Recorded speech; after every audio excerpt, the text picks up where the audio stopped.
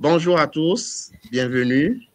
C'est pour moi un réel plaisir de vous retrouver aujourd'hui pour ce troisième webinaire du programme Joamont. Un webinaire un peu spécial parce que il se tient dans le mois très particulier du patrimoine africain. Alors, ce mois de mai, comme vous le savez, est marqué par deux dates principales. Le 5 mai, où nous célébrons la journée du patrimoine mondial africain, et le 18 mai, où nous célébrons la journée internationale des musées. Alors, cette année, au plan international, la célébration autour de ces deux dates a porté sur la question de l'éducation. Le thème du 5 mai étant sauvegarder le patrimoine mondial africain à travers l'éducation, et celui du 18 mai, les musées pour l'éducation et la recherche. L'éducation pour qui? Pour les communautés locales, pour les professionnels, pour les amis du patrimoine. L'éducation par qui? Par les musées, les sites du patrimoine mondial. Mais l'éducation comment? Par quels moyens? Par quels outils?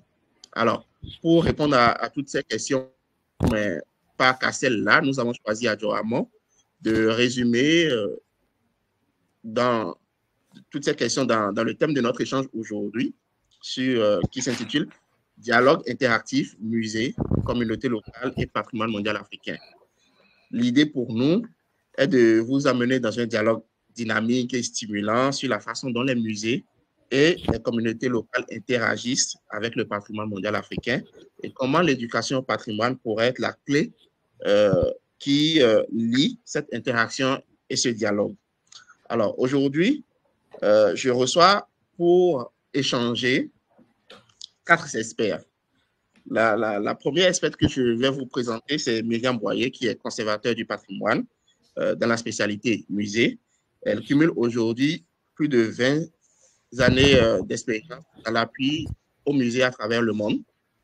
Elle a occupé des fonctions de responsable scientifique dans plusieurs musées français et conseillère pour des musées dans de nombreuses administrations culturelles régionales en France. Et depuis le mois de mai 2023, elle est conseillère en politique des musées auprès du ministère de l'Industrie culturelle, touristique, artistique et des loisirs, le MICTAL, de la République du Congo, en qualité d'expert technique international pour le compte du ministère des Affaires étrangères et de l'Europe. Le second expert que je vais vous présenter, c'est M. Francis Trago, qui est conservateur du musée depuis 2004 et directeur du musée des civilisations de Côte d'Ivoire depuis février 2022.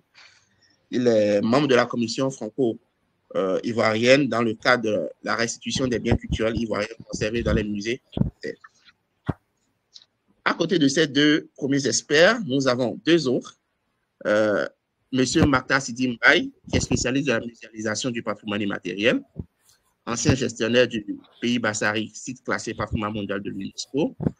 Monsieur Mbaye est actuellement directeur régional de la future ATIES au Sénégal.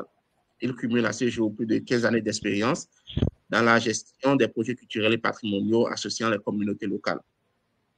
Et enfin, la quatrième spécialiste que j'ai le plaisir de retrouver aujourd'hui, c'est Madame Paul-Christine Dassikoudou, qui est conservatrice du patrimoine spécialité musée aussi, et qui est depuis le mois d'août 2020 responsable du pôle conservation au sein du programme de la route des chefferies au Cameroun. Merci, chers intervenants, d'avoir accepté mon invitation pour ce webinaire. Alors, avant de vous poser ma première question, je voudrais rappeler à tout un chacun que le chat est disponible, il est ouvert, n'hésitez pas à y poser vos questions. Je prendrai le temps tout à l'heure durant la séance de prendre quelques questions qui seront posées dans le chat pour les poser à nos chers invités. Alors, entrons directement alors dans le vif de notre échange. Ma première question va s'adresser à Madame. Vous avez travaillé dans de nombreux pays africains et aujourd'hui, vous êtes conseiller en politique des musées du ministère congolais de l'industrie culturelle, touristique, artistique et des loisirs. En quelques 2-3 minutes, quel est l'état des lieux comparatifs que vous pouvez nous dresser des politiques muséales patrimoniales dans les pays dans lesquels votre expertise a été mobilisée sur le continent africain? Merci beaucoup pour votre invitation et merci de me donner la parole. Alors d'abord, je souhaite rester modeste parce que mon expérience, elle est relativement récente dans les pays africains et elle est limitée puisque j'ai pu séjourner et travailler au Sénégal, au Bénin, au Cameroun, grâce notamment à Paul Christine Dassy qui est ici présente.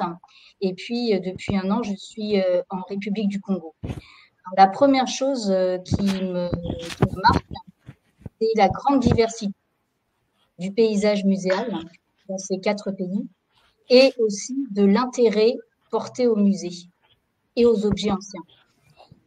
C'est-à-dire que très souvent, vu de France, vu d'Europe, on a une vision un peu uniforme du patrimoine africain ou des musées africains.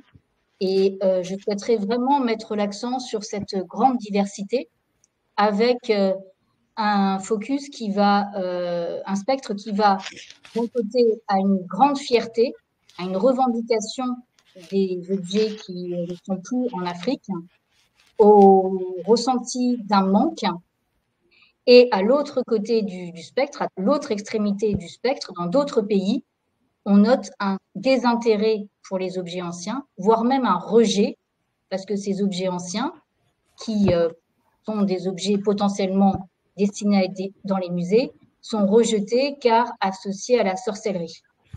Ça, c'est mon premier constat, la grande diversité. Le deuxième constat, c'est que dans ces pays, le nombre des musées est très différent. Il y a des pays où il n'y a quasiment pas de musées, des pays où il y a beaucoup plus de musées. Et ce que je peux constater, c'est qu'il y a une difficulté à penser une forme spécifique, nouvelle de musée en Afrique, à l'exception que Paul System développera du Cameroun avec les cases patrimoniales. Troisième constat, c'est que les acteurs qui interviennent dans le champ des musées sont aussi très différents.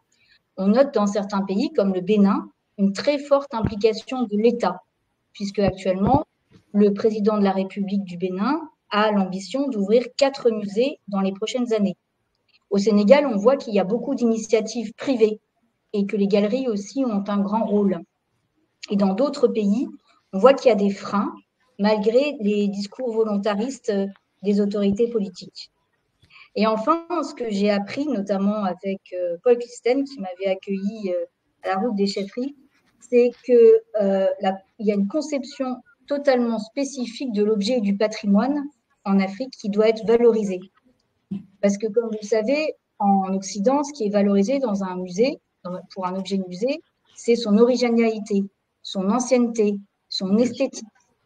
Alors qu'en Afrique, tout objet est original, tout objet vaut parce qu'il a une fonction, peu importe qu'il soit ancien ou pas, et tout objet est également vivant, il a une âme, donc on peut s'interroger pourquoi le mettre sous vitrine. Voilà, je vais en terminer là. Je vous rends la parole.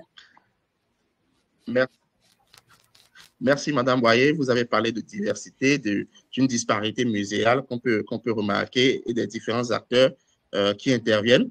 Je vais rebondir tout de suite sur vos mots et demander à M. Maï, par exemple, comment est-ce que, en tant que spécialiste du patrimoine africain, de la muséologie, comment vous pensez que les musées africains peuvent-ils s'adapter aux changements socio-culturels pour rester pertinents envers les communautés locales? Merci, Paul. C'est un énorme plaisir pour moi de participer à cet échange. Et moi, je pense qu'il faut commencer d'abord par éclaircir le terme communauté.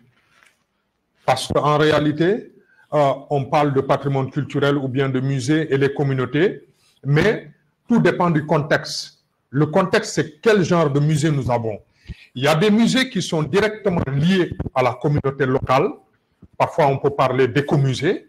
Il y a également des musées modernes comme le musée des civilisations noires qui n'est pas du tout lié à l'histoire d'une communauté locale, mais à des civilisations en Afrique. Et là, le terme communauté signifiant un groupe de personnes habitant dans un même territoire ou bien avec une proximité considérable pourrait être peut-être quelque chose qui va définir le contenu du musée. parce que le contenu, les collections doivent intéresser le public, ou bien l'institution, l'organisation du musée fasse tout pour justement attirer ce public. Parce qu'un musée qui n'est pas du tout visité n'est pas un musée. Et essayer de voir comment collectionner ou bien comment muséographier justement des produits et des objets qui pourraient intéresser au public. Je pense que c'est tout un ensemble d'organisations et de démarches, de stratégies qui pourraient aller dans le sens d'avoir un musée comme un objet consommable. Un objet qui sera visité, qui intéresserait, qui va éduquer, qui va enseigner, qui va donner de la connaissance. Donc, je pense que tout dépend du contexte et tout dépend également de la perception qu'on aura de ce qu'on appelle communauté locale. Je pense que j'ai été un peu clair par rapport à ça. Relation communauté locale, musée, tout dépend du contenu, tout dépend également de ce qu'on appelle communauté locale. Tout dépend de ce qu'on appelle communauté locale. C'est une très belle transition pour poser ma question tout de suite à Paul Clécène Dassy. Au Cameroun, dans le cadre du programme Route des chefferies, vous êtes au plus près des communautés locales, justement. Quelles sont les initiatives que vous mettez en place au quotidien pour encourager une participation active de ces communautés locales dans les activités des musées, des cases patrimoniales que vous accompagnez au quotidien? Merci de m'avoir passé la parole. Merci aussi de m'avoir invité pour ce webinaire. Je salue Myriam et je te remercie d'avoir introduit un peu ce que nous faisons au Cameroun à la Route des chefferies. Justement, en parlant des communautés, le programme Route des chefferies a pensé le musée autrement. Le musée qui soit proche de la population.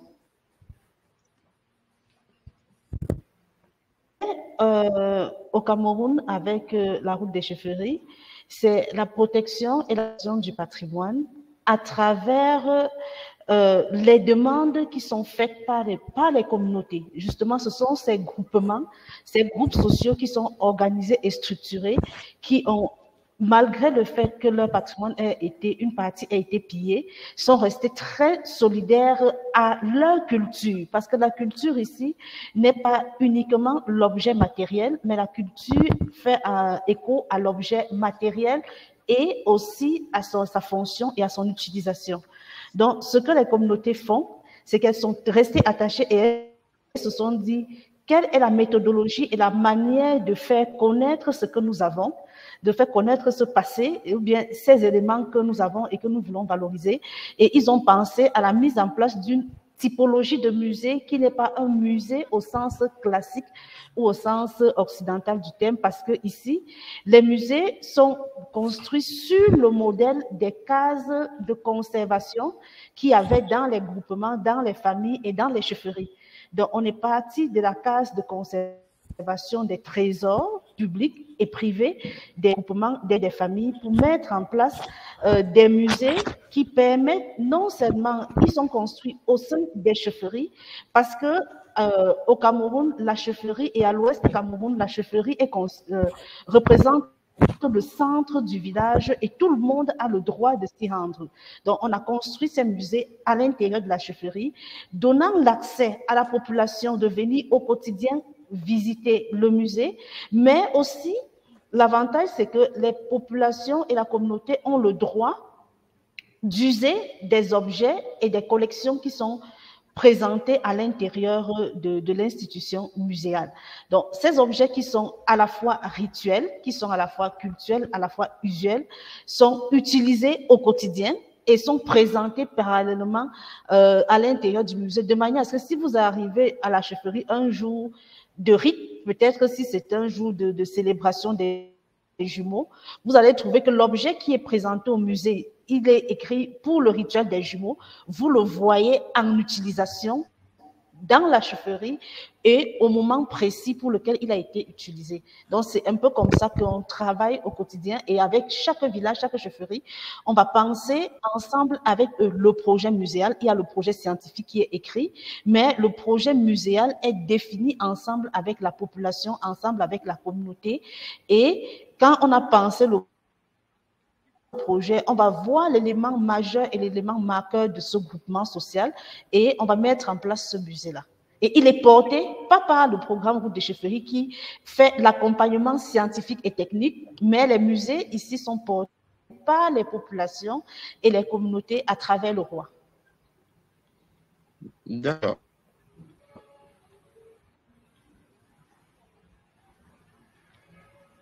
La notion de musée communautaire prend tout son sens dans la mesure où ça part d'abord des communautés elles-mêmes, ça part de la chefferie traditionnelle avant de s'ouvrir aux autres membres du groupement et un peu plus large du pays. Monsieur Mbaye, je reviens vers vous.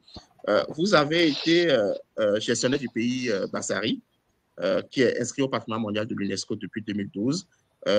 Comment est-ce que, dans le cadre des activités liées à l'inscription de ce site sur la liste du patrimoine mondial, comment est-ce que vous avez impliqué les communautés dans toutes vos activités au quotidien et notamment dans la gestion de ce site?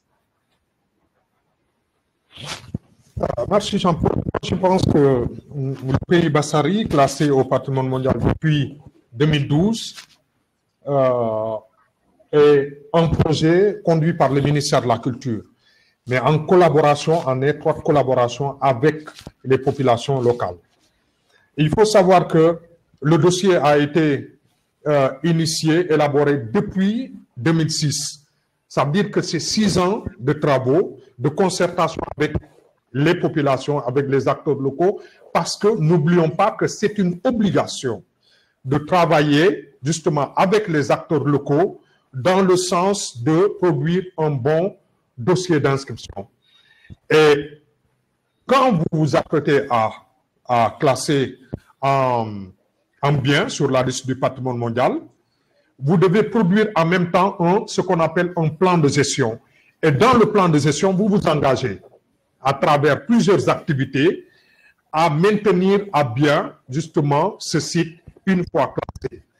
Et dans le plan de gestion figure en bonne partie des activités réalisées en collaboration avec les acteurs locaux.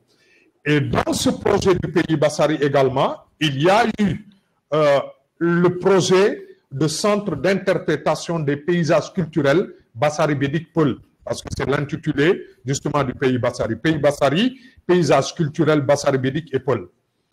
Et on a eu également un écomusée dans le centre d'interprétation qui a regroupé des objets témoins appartenant aux communautés. Parce qu'à un moment donné, on a fait un appel à toutes les communautés locales pour leur dire que si vous avez un objet authentique, original, peut-être ce serait bien pour l'écomusée, on va essayer de mettre en valeur cet objet-là qui va nous permettre également d'expliquer aux visiteurs comment justement ces communautés fonctionnaient, comment ils vivaient de la naissance à la mort en passant par les cérémonies d'initiation, le mariage, les baptêmes, etc.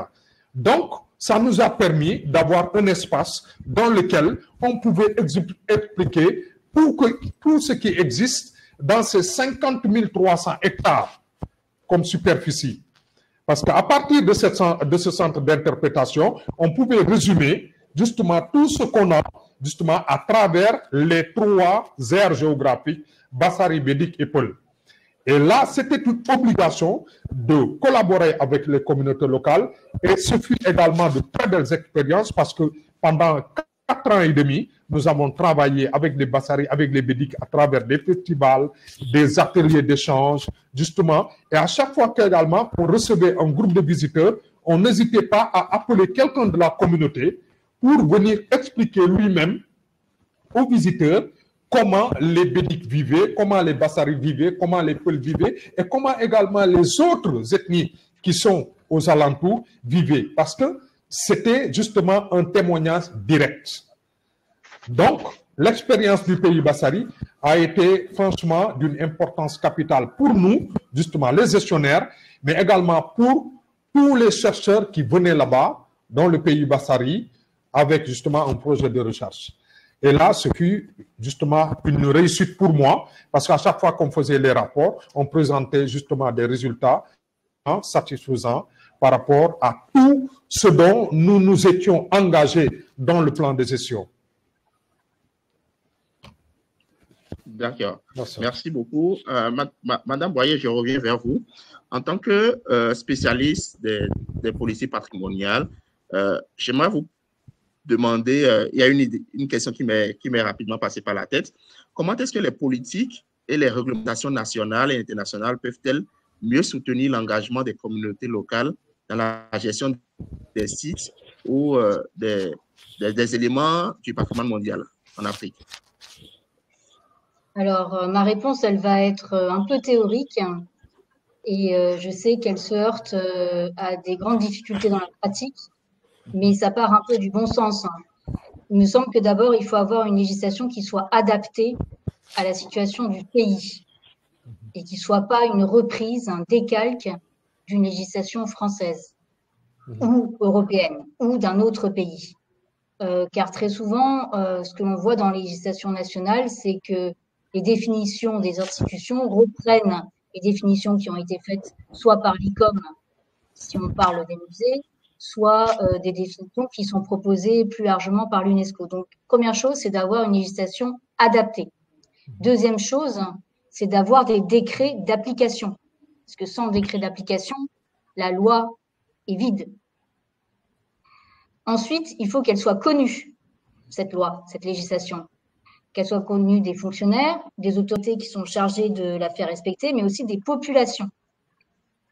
Il faut aussi qu'elle s'accompagne de sanctions s'il n'y a pas le respect de ce qui était dicté, et de sanctions qui soient valables pour tous. Et ensuite, comme c'est vraiment du bon sens, mais il y a une notion aussi d'exemplarité. C'est-à-dire qu'il faut que les autorités donnent l'exemple. Mais encore une fois, ma réponse, elle est très théorique. Je sais combien les difficultés sur le terrain sont importantes. D'accord. Et justement, parlant de difficultés, est-ce que dans le cadre de votre mission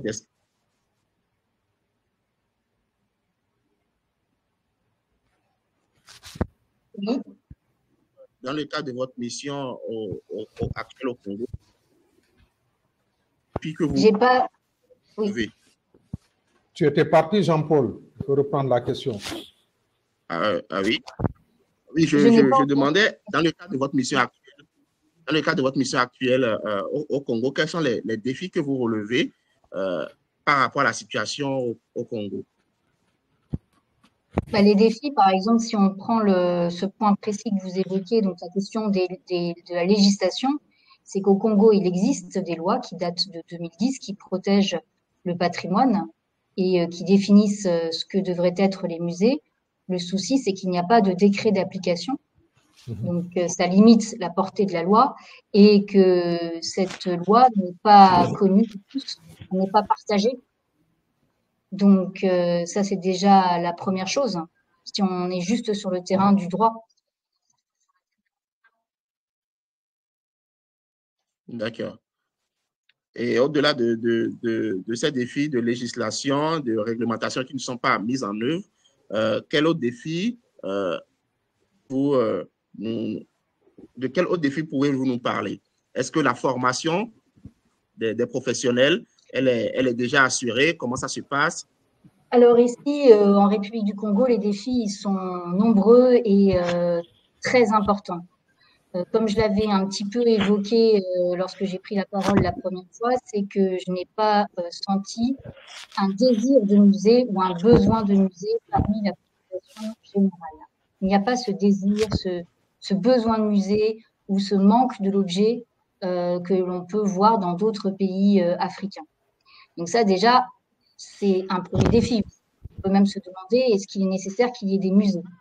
En tout cas, moi, je pense qu'il est nécessaire que l'histoire, la culture, les objets soient protégés, mais il faudrait très certainement réfléchir à une autre forme de musée que le musée européen classique. Donc ça, c'est le premier grand défi, c'est que si je ne sens pas, je n'ai pas perçu un véritable désir de musée.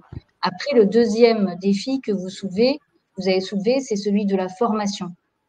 Car ici, il n'existe pas véritablement de cursus universitaire.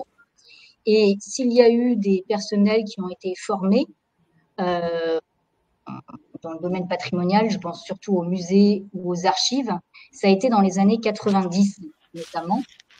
Et ce personnel maintenant part ou est parti déjà à la retraite et il n'y a pas eu de transmission. Donc, ça aussi, c'est un défi, c'est de former des gens au musée, au métier du musée et au métier du patrimoine. Mais vous comprendrez que pour ces jeunes, c'est pas toujours très vendeur ce genre de métier parce que ils ne perçoivent pas véritablement l'intérêt pour beaucoup de travailler dans ce secteur-là, sachant que malheureusement au Congo, il y a très peu de musées. Le musée national est fermé depuis 1977. Il y a aussi peu de débouchés. Et peut-être l'un des derniers défis qu'on n'a pas encore évoqué et qui revient un petit peu à la question comment les musées africains doivent s'adapter aux changements sociaux pour être pertinents. Il faudrait aussi peut-être voir, outre qu'ils doivent répondre aux attentes des communautés et faire participer ces communautés, peut-être aussi voir si les musées ne pourraient pas aborder des questions de société quotidiennes. Je pense à des événements festifs. Ici au Congo, il y a la rumba, la SAP qui sont très importants, mais ça peut être aussi des problèmes de société plus dramatiques. Et pourquoi ne pas aborder aussi ces problèmes de société, ces questions de société dans des musées? D'accord. Autrement dit, la question de quel musée pour quelle société ou quelle société pour quel musée, elle est entièrement posée. Je rappelle que le thème de la journée du patrimoine mondial africain de cette année est le patrimoine mondial africain à travers l'éducation. Et celui de la journée internationale des musées, c'est les musées pour l'éducation et la recherche. Ma question va s'adresser à Madame Dassy. Quelles sont selon vous les stratégies efficaces pour intégrer l'éducation au patrimoine africain dans les programmes scolaires universitaires?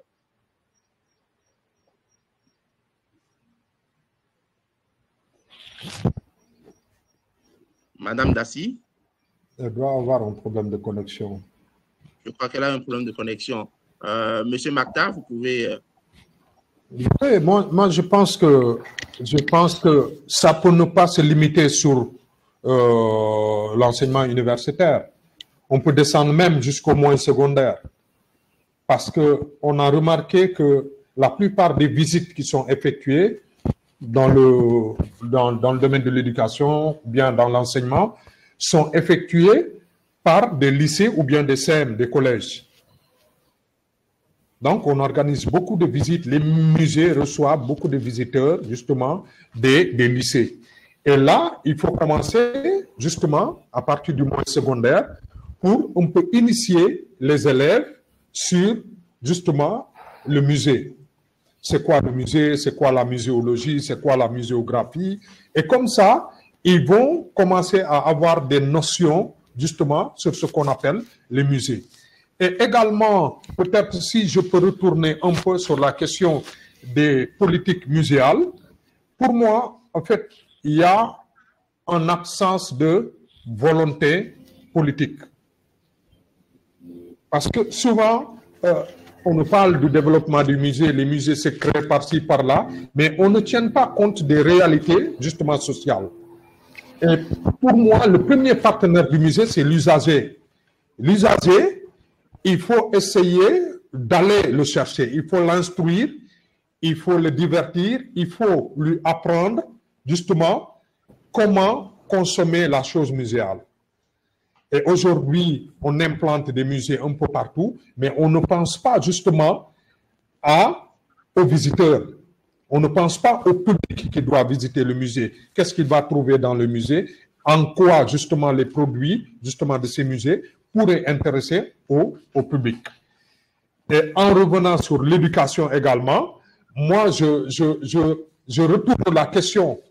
Et quelle forme d'éducation pourrait-on avoir pour développer les musées. L'éducation, ce n'est pas seulement l'école. Ça peut être d'autres, justement, formes de transmission ou bien d'apprentissage. Quelqu'un qui n'est pas allé à l'école pourrait avoir une forme d'éducation pour consommer le musée. Mais comment? Et tout dépend des stratégies qu'on pourrait, justement, initier pour aller cueillir cette partie prenante qu'on appelle le public, qu'on appelle le visiteur et qu'on appelle l'usager pour moi. Donc, l'éducation, ce n'est pas seulement le monde universitaire, mais justement, les collèges, les lycées, justement, on doit pouvoir même initier les professeurs d'histoire, les professeurs de lettres, à parfois glisser des modules ou bien des leçons sur justement l'importance du musée dans le renforcement de la connaissance de l'élève. Et ça aussi, ça pourrait être une bonne méthode justement à recueillir justement pas mal de visiteurs, même chez les adolescents. Merci. Merci, M. Mbaye. Madame Dassi, vous êtes avec nous.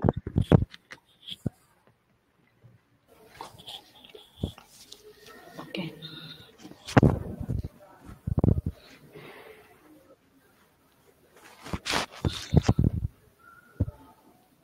Je vais alors laisser Madame Boyer peut-être apporter des éléments de réponse à cette question. Madame Boyer. Oui, je voulais abonder dans le même sens de M. Mbaye en apportant peut-être un élément de réflexion un peu complémentaire. C'est pourquoi ne pas commencer dès le plus jeune âge cette éducation au musée? Parce que vous savez que les premières années de la vie, c'est là où on apprend tout, on est une véritable éponge. Et moi, je me souviendrai toujours que ce qui m'a donné envie d'aller dans les musées, c'est une visite que j'ai faite au musée Chagall de Nice avec mes grands-parents. C'est là que tout se joue. Alors peut-être qu'on n'apprendra pas aux enfants toutes les subtilités de la muséographie, de la muséologie, de la conservation, et déjà leur donner rien que le fait qu'ils fréquentent ces lieux, qui considèrent que ces lieux sont pour eux, que c'est leur maison, qu'ils ont le droit d'y aller, qu'il ne faut pas en avoir peur, c'est déjà beaucoup. Pour que ça fasse après, une fois qu'ils sont adultes, partie de leur quotidien. Et puis aussi, c'est très important, comme vous l'avez dit, le rôle de la famille. C'est pas que l'école, il y a aussi la famille. Les grands-parents ont un rôle très important pour transmettre la culture, transmettre l'usage des objets, transmettre des histoires, transmettre des chansons. Donc ça aussi, hein, c'est, je trouve, de ne pas résumer le rôle de l'éducation à l'école. Les familles aussi ont un grand rôle à jouer. Et n'oublions pas aussi les médias. Les médias, là, je pense à la radio, je pense à la télé, je pense aux films, qui ont aussi un rôle très important pour valoriser la culture et la faire comprendre et la faire apprécier. Voilà, c'est les simples éléments que je voulais rajouter. D'accord. Merci beaucoup pour cet ajout. Madame Dassi, je vois que vous avez levé la main. Oui. Si vous voulez enchérir. Désolée, j'ai eu un problème de connexion, donc j'ai dû changer d'opérateur pour revenir. En fait, pour renchérir et compléter, la première chose, c'est de montrer, parce qu'il y a c'est à deux niveaux, l'éducation, c'est à deux niveaux. Le premier niveau, c'est au niveau scolaire où il faut l'enseignement, les enseignants et l'État mettent en place des politiques pour éduquer les jeunes et la population à la chose culturelle et la réappropriation des savoirs et de la culture. La deuxième chose, c'est faire une éducation parentale, parce que souvent, l'enfant veut bien aller au musée, mais selon le contexte sociologique et le contexte environnemental dans lequel l'enfant se développe, il y a des familles qui sont dites chrétiennes et dites musulmanes aussi, qui disent que leurs enfants ne doivent pas aller voir des choses qui sont interdites par la foi et la religion. Donc, il faut commencer par éduquer ces parents-là pour leur dire non, c'est pas un problème, c'est pas quelque chose de tabou, mais c'est quelque chose d'important pour l'identification de l'enfant, pour sa reconnexion, même pour connaître ses sources et ses origines. Donc, on éduque le parent et de l'éducation du parent.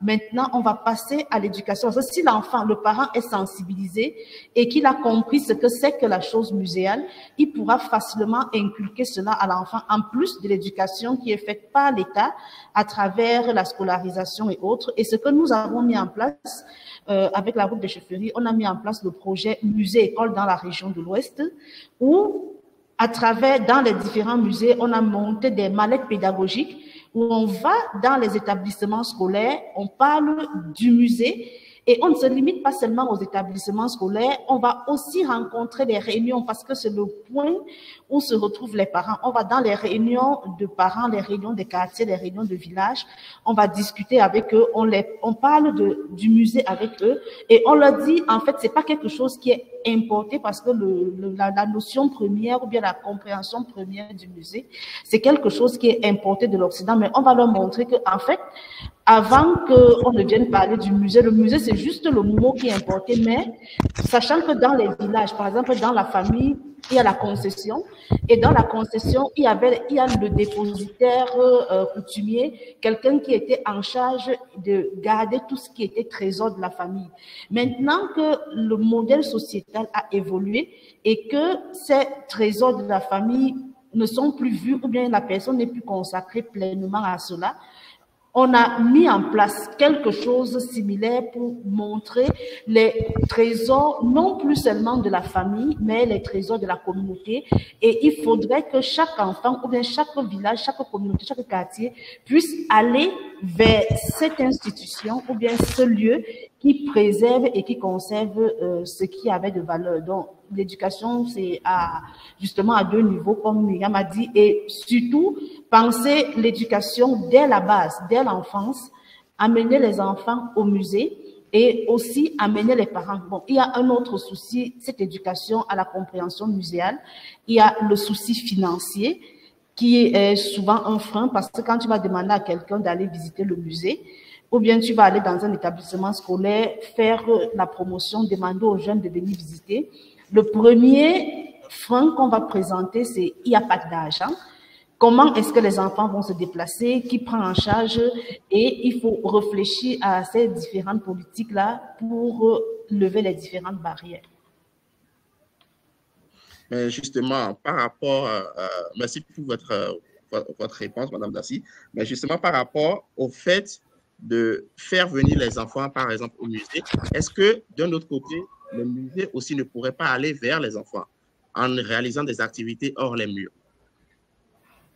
Si, les musées vont vers les enfants et on profite des périodes des kermesses. Par exemple, les grandes activités qui sont marquées ici, si je prends le cas du Cameroun, il y a des périodes fortes telles que la fête de la jeunesse, telles que la fête de la nation, et des événements qui sont assez importants. Donc, ce qu'on fait, on va d'abord, parce que pour que l'élève vienne, on part vers le musée, on va vers l'établissement scolaire avec la mallette pédagogique, avec le dépliant qu'on a conçu sur le musée. Il faut d'abord sensibiliser au niveau de l'établissement scolaire et après avoir sensibilisé, le risque, c'est qu'on n'a pas des moyens de transporter les objets.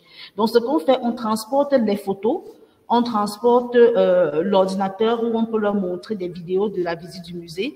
Mais il faut faire ces sensibilisations-là au niveau de l'établissement et de l'établissement maintenant, ça leur donne envie de venir découvrir le musée en son sein même. D'accord. Monsieur Mbaye, est-ce que au Centre régional culturel de Thiès, vous et par exemple, et qui mettent au cœur de votre mission ces différentes communautés que vous avez menées depuis votre nomination à ce poste-là? Oui, le Centre culturel régional de Thiès est un service déconcentré du ministère de la Jeunesse, bon, c'est l'actuel intitulé, ministère de la Jeunesse, des Sports et de la Culture, qui est chargé de rendre opérationnelle la politique culturelle définie par le chef de l'État. Nous avons comme mission de promouvoir les industries culturelles et créatives et également valoriser le patrimoine culturel matériel et immatériel. Et dans toutes ces missions-là, on est appelé à travailler avec les communautés, avec les acteurs culturels. Il y a des programmes que nous initions, nous. Il y a d'autres programmes qui nous sont proposés par les acteurs culturels. Mais il y a également des circonstances où on se, justement, regroupe avec les acteurs culturels pour concevoir des programmes et projets culturels. On a une obligation, parce que c'est fini de s'enfermer dans un bureau et de faire un programme. Il faut aller vers les acteurs, il faut aller vers les communautés, il faut installer un climat de concertation avec les concernés, recueillir leurs suggestions, leurs avis, afin de pouvoir proposer des projets et programmes. Et comme ça, ils vont se l'approprier. Parce qu'un programme qui n'est pas consommé par les acteurs, par les communautés, n'est pas un programme. Et un programme est destiné en premier lieu à être consommé par les acteurs et les populations.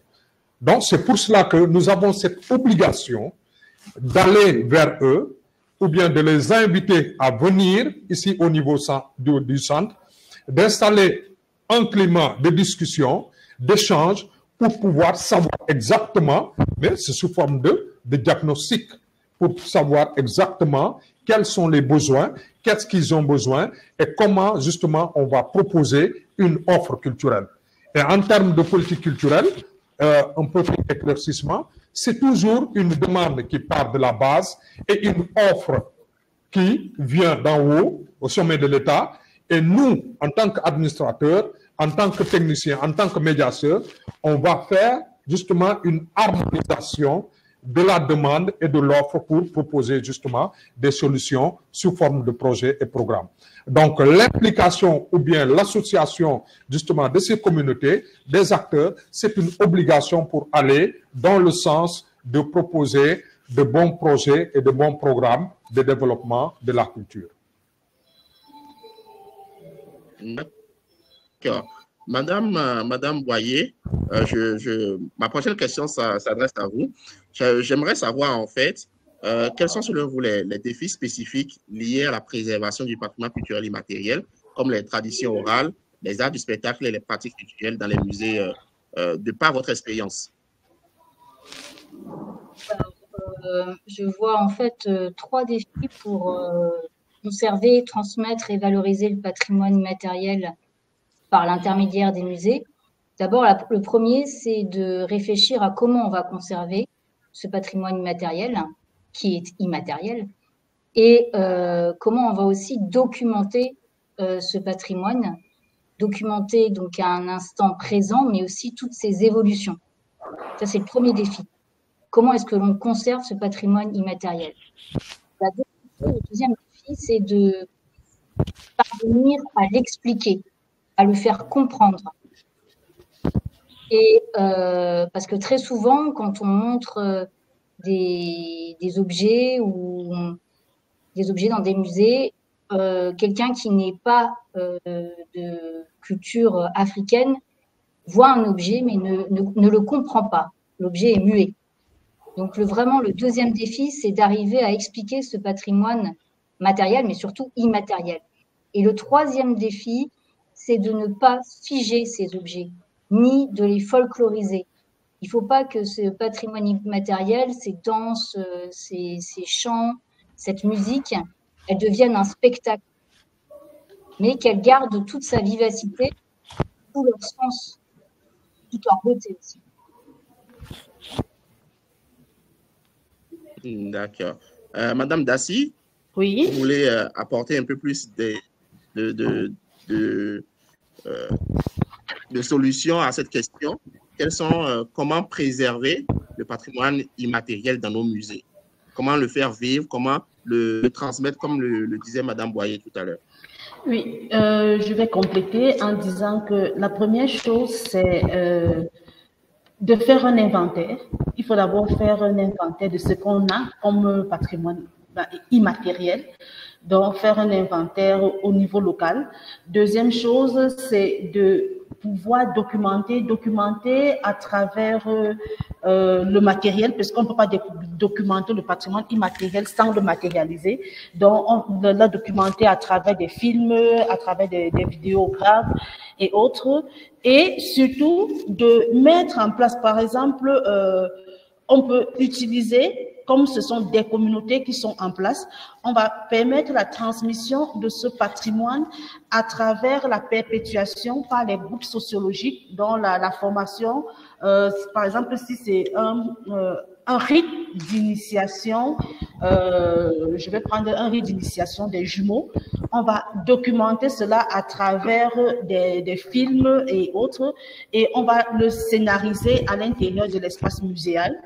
Comme on peut aussi reproduire certains éléments à travers, le documenter à travers les éléments matériels qui sont utilisés, parce que rien d'immatériel en Afrique n'est sans le matériel. Les deux, l'immatériel précède le matériel.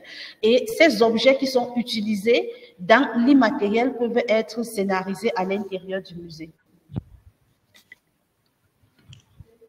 Merci beaucoup pour votre contribution. Monsieur Mbaye, tu ne peux pas parler de patrimoine immatériel en me mettant à côté. Donc, merci Jean-Paul.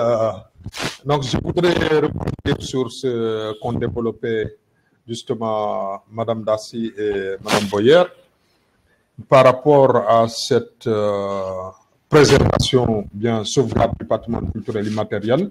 Moi, durant mes recherches, je me suis rendu compte qu'il y a d'énormes problèmes de sauvegarde et de valorisation du patrimoine culturel immatériel.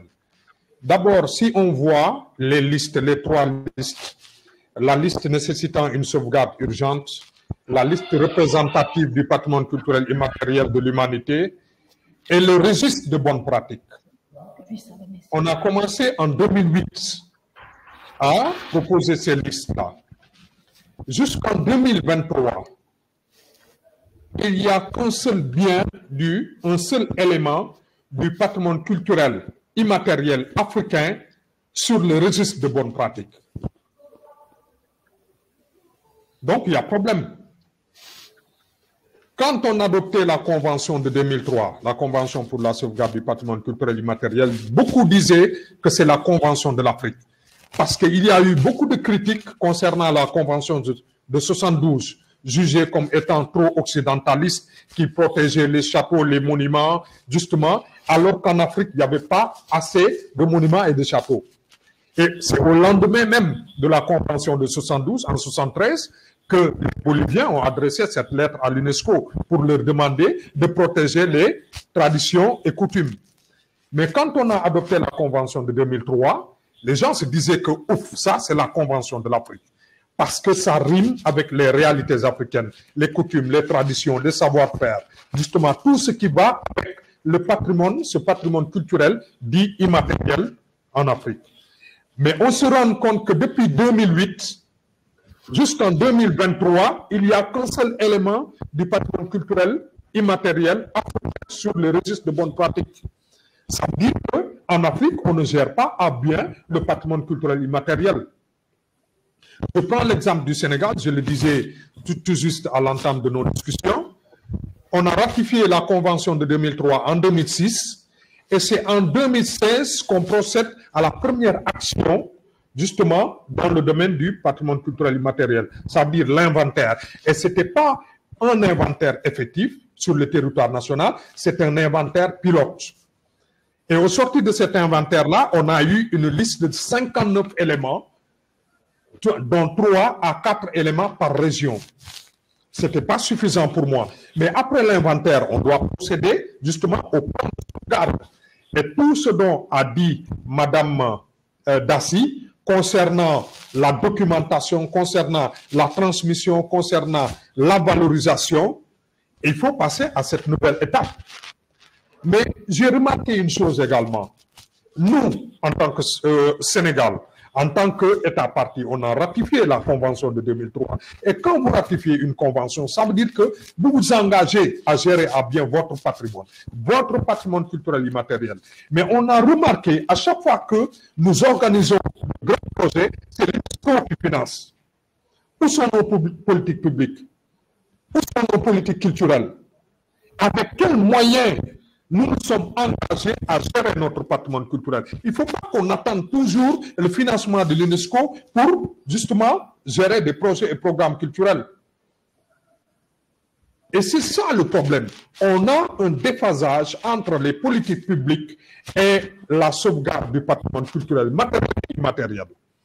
Parce que si on accompagnait par des moyens, justement, la sauvegarde et la protection du patrimoine culturel, on aurait peut-être dépassé ce stade.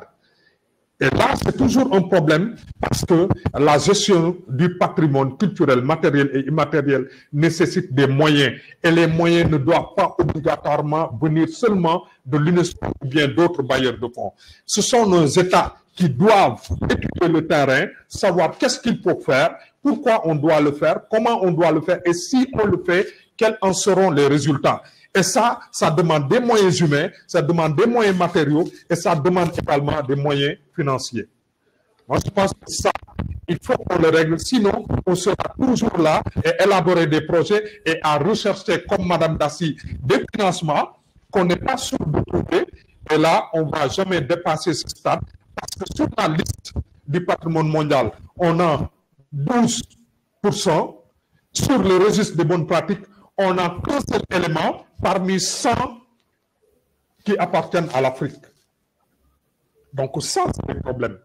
Et il faut une prise de conscience de nos dirigeants pour mettre les moyens qu'il faut justement pour aller dans le sens d'une bonne politique de sauvegarde et de gestion du patrimoine culturel matériel et immatériel. Merci, M. Mbaye. Je ferai la transition. Effectivement, il faut une véritable prise de conscience, pas seulement des pouvoirs publics, mais aussi de tous les acteurs, soit les pouvoirs publics, les fondations, les associations, la société civile, les entreprises qui travaillent dans le secteur et aussi des professionnels. Je vais regarder rapidement dans le chat box, dans la chat box pour voir s'il y a des questions qui ont été posées. La question de Mme Couton, et je pense que ça s'adresse à M. Mbaye justement. Je trouve vos initiatives très intéressantes. Est-ce que vos projets prennent en compte d'autres cibles en dehors de la communauté et des visiteurs, les jeunes publics par exemple? Oui, mais le jeune dans public... le projet que vous avez mené aussi bien en tant qu'ancien gestionnaire du pays Bassiari que du Centre culturel régional de Thiès, prennent en compte d'autres types de publics à part les communautés, les visiteurs? Oui, en fait, c'est le jeune public dont vous parlez.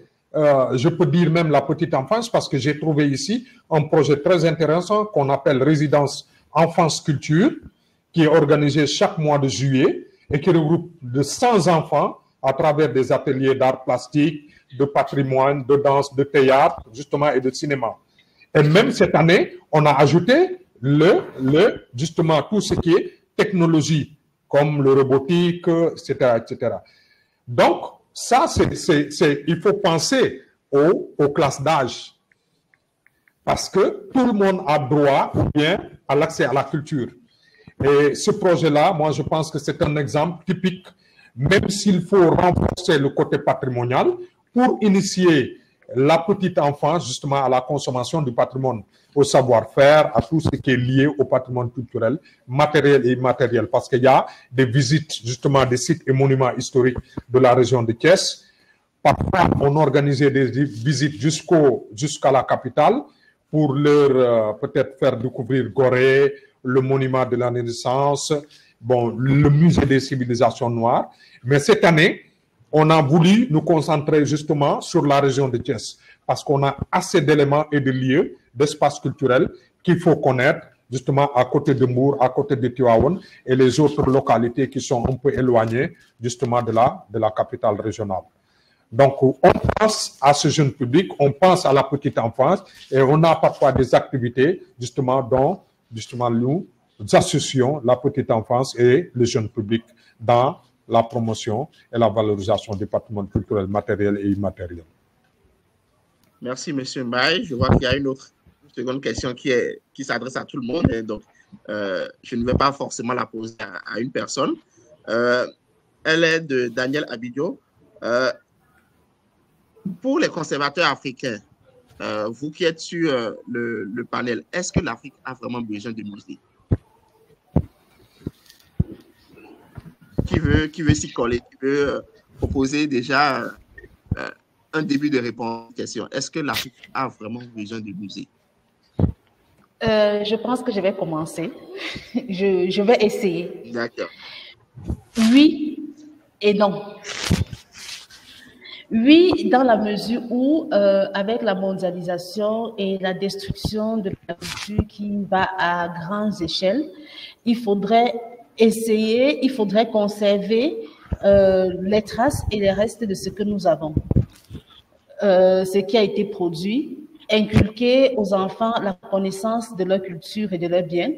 Mais ce musée ne doit pas être un musée, comme on a dit plus haut, sur le modèle occidental qui ne met en valeur que le côté matériel de la culture ou du patrimoine, mais qui va mettre en valeur à la fois le côté matériel et le côté immatériel en incluant la communauté et en prenant les avis de la communauté, parce qu'il faut que le musée soit co-construit, non pas uniquement par les conservateurs qui vont penser le projet scientifique, qui vont penser le projet muséographique et scénographique, mais que le musée soit construit avec la population et que chaque communauté dise qu'est-ce qu'elle veut mettre en avant et mettre en valeur.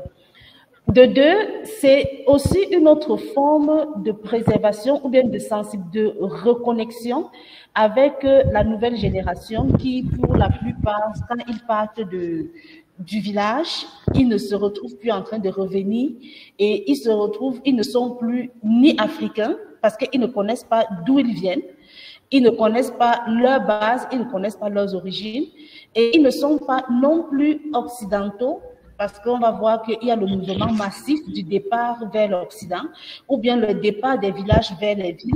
Et beaucoup de jeunes, quand ils veulent montrer qu'ils ont réussi, c'est de couper complètement avec le côté culturel ou bien avec le côté dit traditionnel, parce que moi je ne vais pas appeler ça traditionnel, mais le côté traditionnel, et de se mettre au palier du modernisme. Si je prends le cas du Cameroun, beaucoup de jeunes aujourd'hui sont partis, mais sur le plan coutumier, quand ils ont un souci, quand ils ont un problème, quel que soit leur niveau d'ascension sociale, à un moment, dès qu'ils ont quelque chose de plus, ils reviennent d'abord vers la source, ils reviennent vers le village, ils reviennent vers la chefferie, ils reviennent vers la communauté pour demander cette bénédiction-là. Donc, cette bénédiction, si ce sont des trucs qui se font uniquement de manière temporelle, donc peut-être une fois tous les 10 ans, c'est pas bon. Parce qu'à un moment, on va perdre complètement ces éléments culturels et on va se retrouver dans par exemple, la perte de la langue. On peut mettre en place un musée qui parle de la langue, qui permet de réécrire nos langues qui sont en voie de disparition. Maintenant, non, dans la mesure où si on veut faire le musée au standard international, qui est les standards qui ne sont pas applicables au contexte sociologique africain, je suis contre la mise en place des musées en Afrique, parce qu'il faut que le musée s'adapte à son environnement et à son milieu. Le musée doit s'adapter à son environnement et à son milieu. Monsieur Mbaye? Oui. Oui, en fait, moi, je dirais oui à 100%. Je dirais oui à 100%.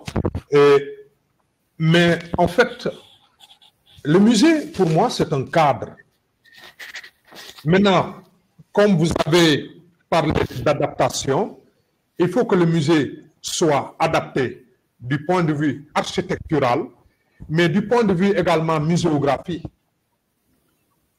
Parce que tout simplement, le musée est un espace où on peut valoriser le patrimoine.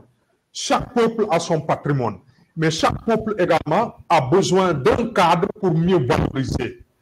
On a ce truc qu'on appelle musée, qui est une forme dans laquelle on peut insérer un fonds. Le fonds, c'est la collection. Et chaque peuple a ses objets témoins, chaque peuple a ses objets patrimoniaux. Et on a tous besoin du musée pour valoriser. Maintenant, sous quelle forme, quelle stratégie et comment mettre cette relation musée et communauté, quels sont les produits qu'on doit exposer, quelle activité ou bien mode de médiation mettre en place pour attirer le public. Tout ça, ça nécessite une réflexion commune. Convier l'ensemble des acteurs qui doivent être associés à la mise en place de cette chose qu'on doit appeler musée. On a tous besoin de musée, mais toujours essayer de voir quelle forme de musée mettre en place qui est susceptible de recevoir quotidiennement des visites. Un musée qui instruit, un musée qui éduque, un musée également qui donne de la connaissance justement aux différents publics. Merci. Merci, M. Mbaye. Madame Boyer.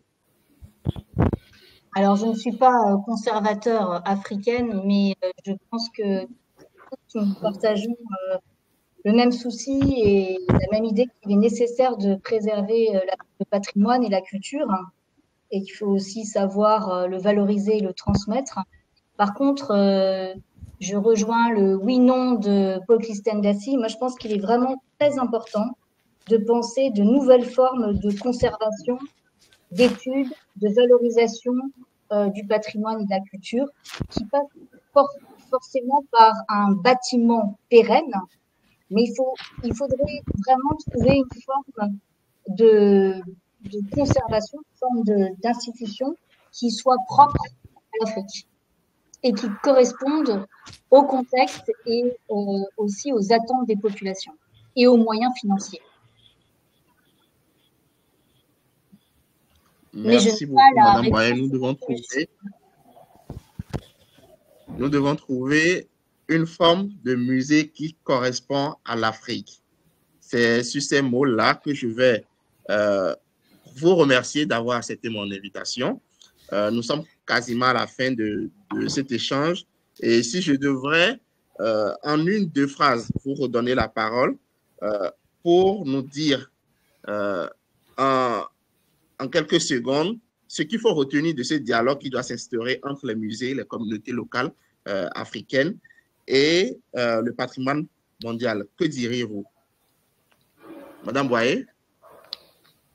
Alors, pour moi, je pense qu'il est vraiment très important, comme on l'a dit, de partir des attentes des populations, des futurs publics, de les associer à la conception, à la création, mais aussi à l'exploitation de toutes les institutions qui peuvent conserver, valoriser, transmettre le patrimoine. Donc, mettre les publics ou les communautés, quand ce concept est valable, au cœur de ce processus à la fois de patrimonialisation et de transmission. Donc, partir des communautés locales et revenir aux communautés locales. Madame Dassy? Ben, je vais dire la même chose que Myriam Boyer. C'est d'abord penser, avant de commencer un projet de mise en patrimoine, de patrimonialisation, il faut d'abord prendre l'avis, premièrement l'avis des communautés, et de penser ce projet avec la communauté et d'inclure la communauté, parce que le projet qui est fait doit être fait pour la communauté. Elle doit être accompagnée pour la communauté, par la communauté, et c'est la communauté qui doit pouvoir le consommer plus tard. Même si il est ouvert au public national et international, il faudrait qu'on commence à penser le patrimoine pour les peuples qui produisent ces patrimoines et ensuite maintenant le penser pour les autres peuples. Merci, Madame Dassy. Monsieur Mbaye?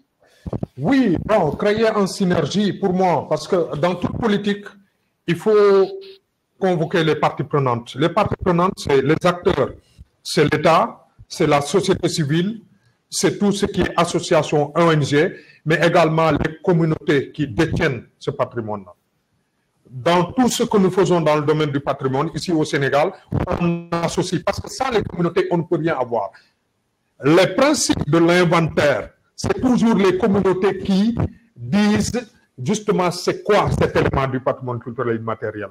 Sans les communautés, on ne peut pas faire d'inventaire. Sans les communautés, on ne peut pas documenter le patrimoine. Donc, les communautés sont au cœur d'une bonne sauvegarde du patrimoine.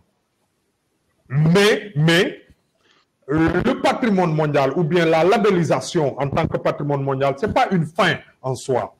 Mais on a certes l'obligation de préserver le patrimoine, mais tous les patrimoines ne peuvent pas être classés sur la liste du patrimoine mondial. Le Sénégal a 7 sites, mais rencontre beaucoup de difficultés sur justement la viabilité de ces 7 sites. Donc, il faut préserver certes le patrimoine culturel, matériel et immatériel, mais les classer tous sur la liste du patrimoine mondial deviendrait justement de grosses difficultés parce que tout simplement ça nécessite énormément de travaux, ça nécessite l'implication de beaucoup d'acteurs. Mais quand même, une nation ou bien un pays doit avoir une bonne politique culturelle allant dans le sens de la préservation de son patrimoine culturel matériel et immatériel.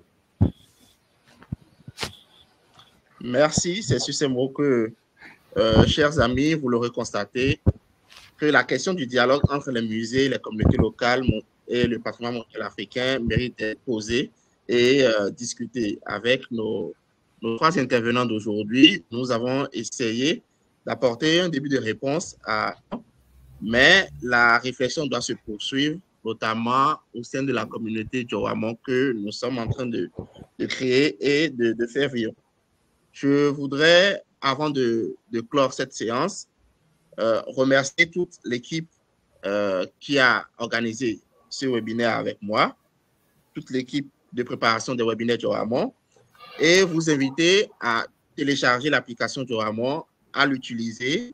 C'est notre application, elle est au service du patrimoine africain.